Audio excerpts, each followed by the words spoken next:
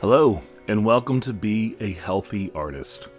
Today we're going to explore the idea of amplification and doing the best job possible to capture your nylon string instrument.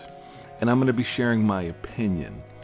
There are many great pickups out there, and so many innovations over the years have come down. And right now we're at a really good time where you can blend different sources and ideas, meaning you can use an under-saddle transducer pickup such as LR Bags or Fishman, and there's other brands. You can use a soundboard transducer. It sticks onto the soundboard and picks up the vibrations, and you can blend that in with a under-saddle pickup or even an internal microphone. So what I've chosen on my Andy Culpepper guitar is the LR Bags dual source. It's an actual microphone that captures from what's going on the inside, and then I blend it with the under saddle pickup just for a little bit more bass and oomph and clarity. I also like using a DPA microphone for capturing the true essence of the sound. But if I go to higher volumes, there's always the feedback problem. So my main rig consists of a wireless, basically transmitter and receiver. I'm using the Boss WL60.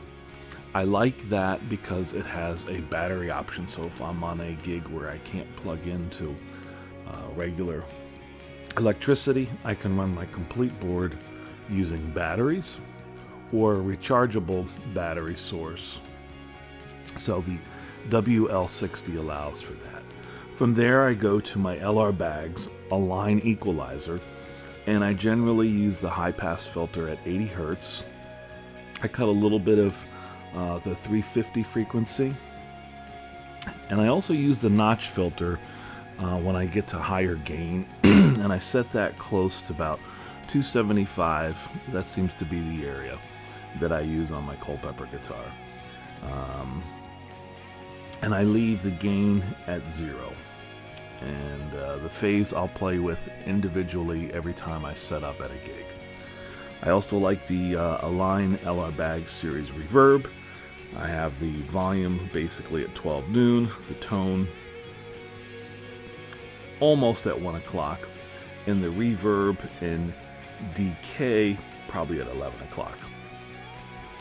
I'm one of those guys that's very happy with Boss products. I think their products are durable, long-lasting, and then the newer stuff really just sounds fantastic. I use the RC3 on my small portable looper, my small pedal board, and that's the looper I use. But I also use the RC1 and then the RC, I think it's the 300, it's the big board. So I'm very happy with that. And then from the looper, I run out to the Align LR Bags Align Series Active DI that lets me go using a mic cable or tip ring sleeve. The 3-prong out cable, kind of like a mic cable, and I can go direct to a board, or I can use a regular cable out from the side and plug that into my Bose S1 Pro speakers, and that works very well. And with the Bose S1 Pro speakers, I can play any location, anywhere, because I'm completely battery powered. So that's the system I'm using for the Culpepper. However, when I use the LR Bags Lyric, I am actually using an old LR Bags preamp, and then I go to a Boss RV 500 reverb, and then out to a Loop Station RC1. Again, that's a Boss product. The last two were Boss products. And that's primarily what I use for pedal boards. And again, the main reason for the way I do all of this is so I can have the battery option. There are other preamps out that sound fantastic, but they don't allow for you to power it with a battery. And for me, that's a big deal when I'm doing weddings or parties where I'm outside or far away from AC, so I don't have to run a cable. The other thing I like about this is the portability. I've really tried to cut down my gear that I have to carry around. And so right now, basically it's my guitar, the pedal board, and then I'm very, very happy with the new Evolve 30M, which is a array system with a sub, but really an excellent built-in mixer. So I'm not carrying a mixer or cables for a mixer. I plug everything in, it's 6 channels, and I can use my iPhone to actually control the EQ settings and reverb and such on the mixer. It also is Bluetooth, so I can stream tracks to it, and that's primarily what I use. I would say about 85% of my gigs that are under 275 people, that's the system that I'm using. And then I also use my Bose S1 Pros for weddings.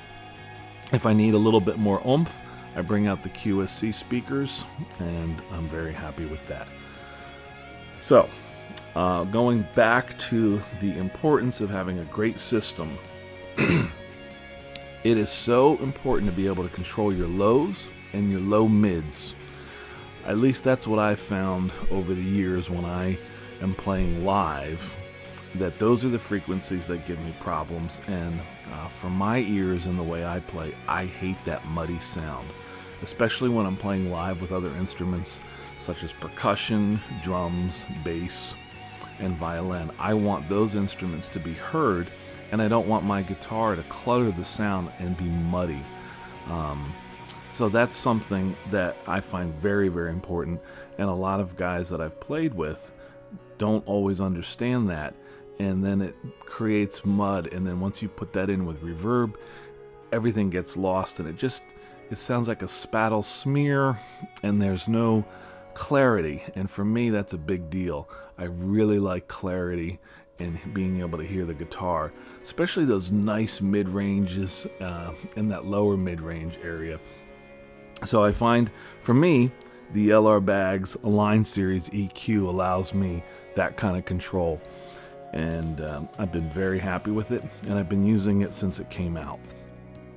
So that's primarily what I use, and I just really enjoyed the durability of LR Baggs products, as well as Boss.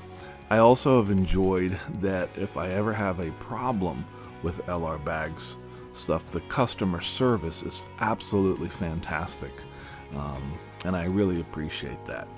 So that's my take on amplifying nylon string guitars live using amplification with a pedal board. Again, you've been listening to Be a Healthy Artist. Thank you.